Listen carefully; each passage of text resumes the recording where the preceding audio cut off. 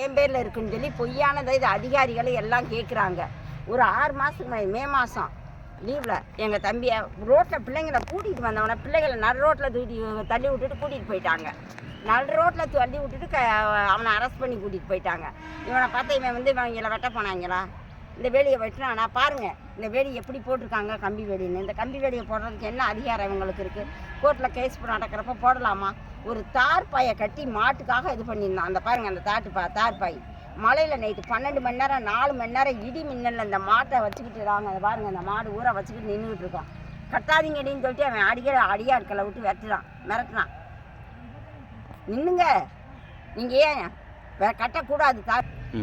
இந்த நித்திய நகைக்கடைக்காரனும் கணேசனும், நீ உனக்கு என்ன இங்கே வேலை, இந்த இடத்த விட்டு வெளியில் போ அப்படின்னு சும்மா நைட்டில் ஒரு 100 அடியாட்களை கூட்டி வர்றாங்க.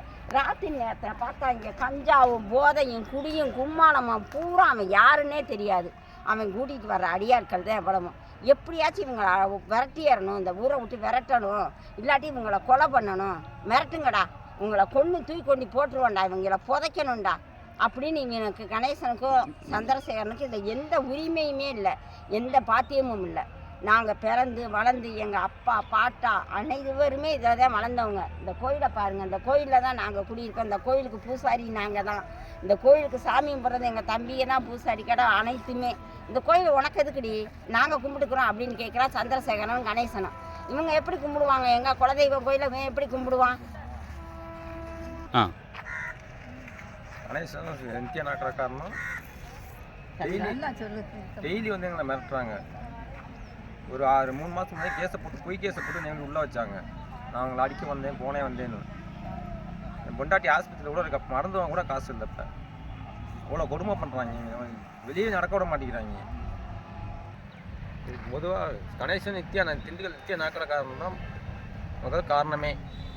எங்களை பிள்ளைகளை மிரட்டிட்டு இருக்காங்க. பிள்ளைங்க ஒத்தையாக வருது போகுதுங்க, சின்ன பிள்ளைங்க. வெட்டிடுவேன் 10 பேர்த்தோடு வர்றாங்க. தெரியும், ஃபோன் பண்ணி மிரட்டுறாங்க. உருவத்திலேருந்து நாங்கள் இங்கே தாங்க இருக்கிறோம்.